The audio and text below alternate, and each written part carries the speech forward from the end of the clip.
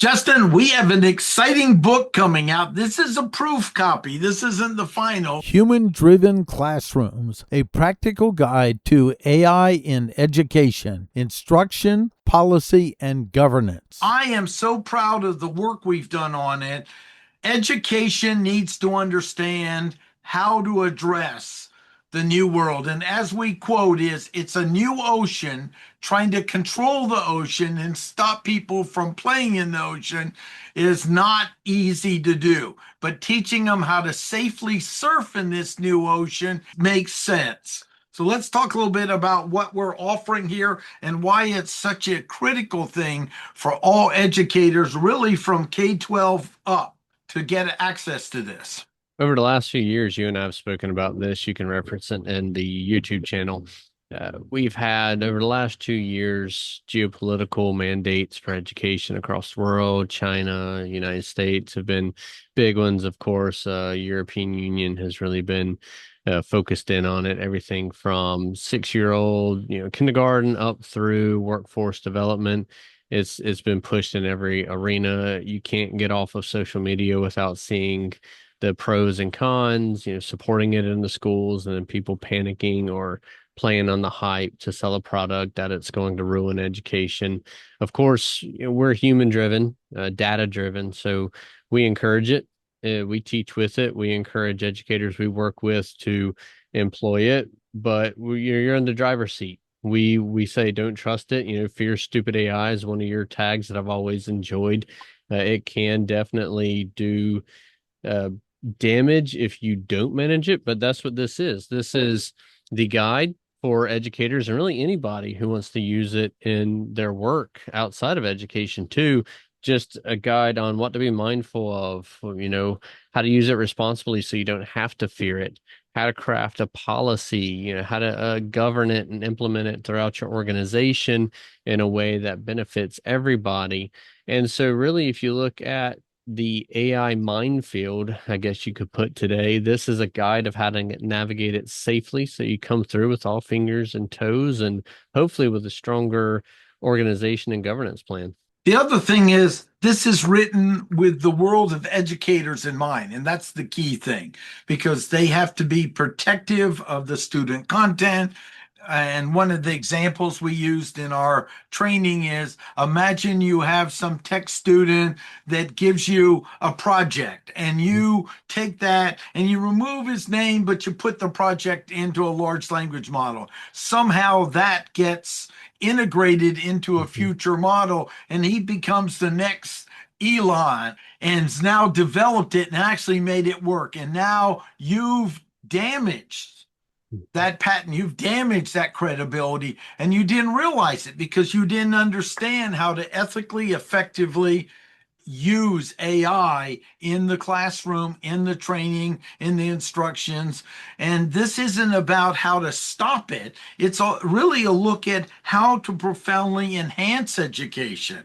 What if this is the wake-up call for us to take education to the next level? And that's what I'm excited about because I come from years of one-on-one working with small business individuals, training professionals on how to understand and use technology. You come from the grounded world of workforce development, your situations where industries in the area need to get the best training, as well as individuals getting training to enhance their career. And we've put this together with extensive research on our own, as well as going over with people we admire and trust in the field to look over it and say, have we covered the most important topics? And you're right. And the big difference here is this comes out of more than one layer. A lot of books, this isn't a textbook that comes from a group of publishers or academics, writers, you would call. This comes out of your work in the field, your work with small business, with private education, my work in public education and what we do. It comes from behind the desk. It comes from an administrator's point of view. It comes from regulatory point of view. And a lot of people just think of FERPA, which is protecting student data. But of course, you've got nursing, so there's HIPAA involved. You have youth, summer camps, early college, so there's COPPA. There's all different layers of regulatory guidance, of requirements, of personal identifiable information. And so it's not just can you disclose records, but when you're using AI, is it comes down to grading. Are you communicating with your students that you want to use it for grading? If you're actually going to use it for grading, do you have safe protocols in place, such as removing names, making it anonymous, so that way you're not putting any student data in there? For example, if you're looking at using it in registration or something like that, are you just dumping student data into a model that maybe is not encrypted or is not tied to your institution, and you're just thinking from, hey, how can I make this process more streamlined? I've heard horror stories like this across the nation, really, where it's, hey, I doubled my output in the front office. Okay, that's great. How did you do that? Well, I just dumped all the student documents into ChatGPT. All right, are you in a free or paid level? Let's just start there. It's like, well, I'm a paid. Okay. You shouldn't have done that. And it's Mhm. a thing of now panic sets in. What do we do? All right, here's where we go from here. And it's not that anyone's doing it malicious, but they just don't know. And so, again, this guide focuses on that as well. It enlightens you as to things that we've seen in the field, we've seen in the classroom, these horror stories that we've worked with individuals through. And that's what this guide comes from as well, is to help bring those to your awareness so you can start to think about, okay, let me create a safety mindset with AI to where I protect the institution, I protect myself, I protect my students. And that's a big part of what a lot of people are really afraid of, not so much the power of AI or it's going to take your job, but the compliance side of it, and the information, the data security side of it. We want to really get in there and flesh that out and give a lot of awareness to that as well. Yes, and then we have quite a few associates that work with us, like Dana Gower, and of course my stepson is senior data scientist that's given his input. So we have a team of people working hard to keep up with this, and we also have a commitment, Justin, of transforming North Carolina. So the Mhm. effective, the profitable, the ethical use of AI, we want this state to be the leader in it. Now, Mhm. this works for any educator. But understanding the background, we've been working for many years from the beginning of ChatGPT and even before that with AI, of looking at it from multiple levels, all the way up to national levels, Mhm. all the way down to the smallest mom and pop shop that was first finding a way to be a little more efficient and effective with it.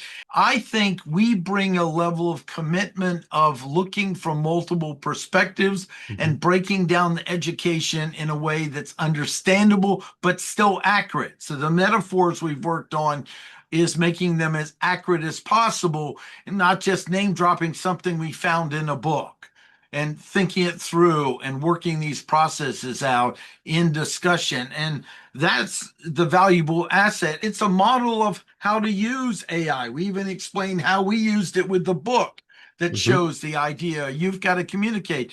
We hear regular horror stories of students being flunked out of courses because it was a false positive. The I just want to say the person who cleans my house daughter was failed in a course and didn't know it. And I know her. She's an outstanding writer. She got failed because she's competent.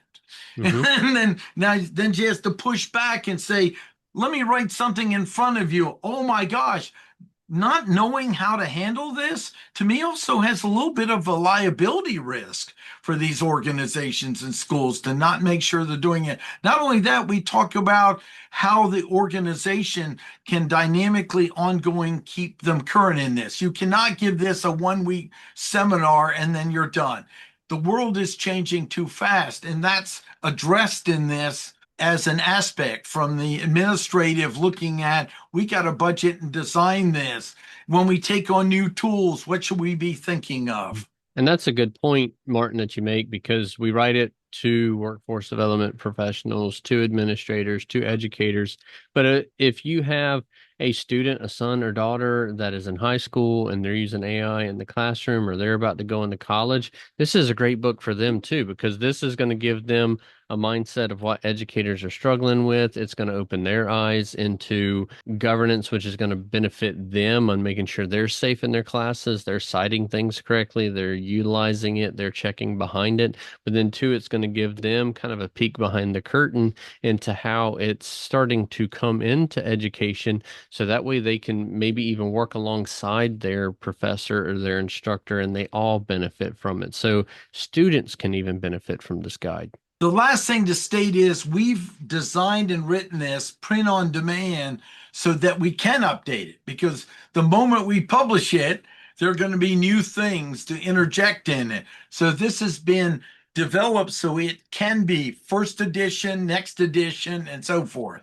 So that's the key. Is this is designed to be a dynamic work where we've done our best to put it at a high enough level so that it doesn't instantly become outdated, but also having other resources and then go to specifics that we can easily update as things evolve. As people say, they give us feedback with more when they get the book. This would really help to enhance our learning so we can integrate that in future books. So check the back of the book. It has YouTube channels. We have our own YouTube podcast that we update on technology. Communicate with us. If you find something you like, let us know. If you find something you want to enhance, and if you get value on it, we believe this is critical for all educators. So let 3 educators know about it so that we can keep helping people to empower them so they don't destroy some young person by either getting an idea and leaking it in a way that's inappropriate or failing them unfairly. And now you have to deal with that with potential real ramifications.